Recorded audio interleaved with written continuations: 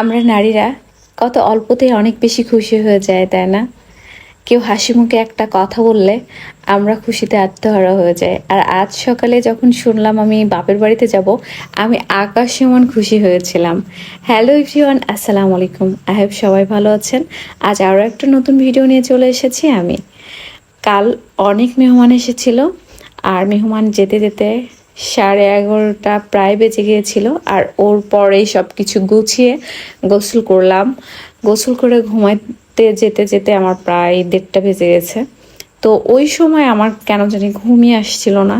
এবার ভোরে ঘুম থেকে উঠে শুনি বাপের বাড়িতে যাব আজ। আমি তো মহা খুশি, এক লাফে চলে এসেছি কাজ গোছাতে। বারবার মনে হচ্ছিল যত তাড়াতাড়ি কাজ গোছাতে পারবো তত তাড়াতাড়ি বাপের বাড়িতে যেতে পারবো।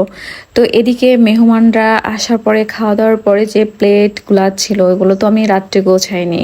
বেডশিট সব কিছু পরিষ্কার করে রেখে তারপরে যাব, কারণ আমি এগুলা পরিষ্কার করে না রেখে গেলে মায়ের অনেক কষ্ট হবে, আর মা এত কাজ করতে পারবে না। তো আমি কাজ করতে আসলেই আমার দুই কলিজার টুকরাও আমার সাথে চলে আসে। ওরা এসে আমার সাথে খুব ভালোভাবে কাজ করছিল, কিন্তু করতে করতেই মারামারি শুরু হয়ে যায়। আর এটা আমার বাড়িতে প্রতিদিন সকাল থেকে রাত পর্যন্ত কতবার চলে। এই ভালোবাসা, এই মারামারি সব কিছু চলে। তো আমি রেডি হওয়ার পরে মা বলছিল যে কিছু আম নিয়ে যাও। তো আমি তো খুশি মনে চলে আসছি ছাদে আম নিতে। এই যে আমগুলো, এগুলো আমি নিয়ে যাব এখন আমার বাপের বাড়িতে। তো আমি তাড়াহুড়ো করে সব কিছু রেডি করে আমরা রওনা হয়ে যাই। আর এদিকে বাবা বাবা তার দুই মেয়ের জন্য আইসক্রিম নিয়ে আসছে। তারা বায়না করছে, তার জন্য নিয়ে আসছে, কিন্তু আমার জন্য নিয়ে আসেনি। আমি বলছিলাম আমি ভীষণ রাগ করেছি, আমি খাবো না। তো তিনজনই আমাকে খাওয়িয়ে দিচ্ছিল, ওদের থেকে আমি বেশি খেয়েছি। তো তার কিছুক্ষণ পরে চলে আসি আমি আমার শান্তির স্থানে। আমি বাড়িতে চলে আসি, এসে দেখি আপুরা অনেক মজার মজার খাবার রান্না করেছে।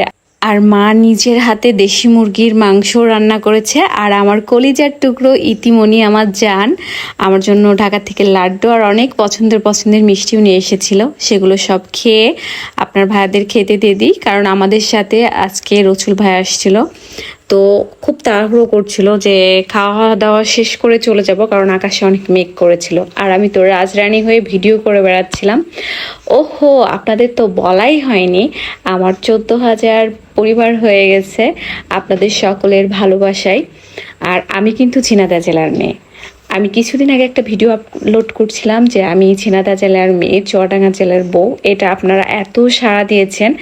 তো ঝিনাইদহ জেলা এবং চুয়াডাঙ্গা জেলা থেকে যে আপু ভাইয়ারা আমার ভিডিও দেখেন, অবশ্যই জেলা উল্লেখ করে কমেন্ট করবেন।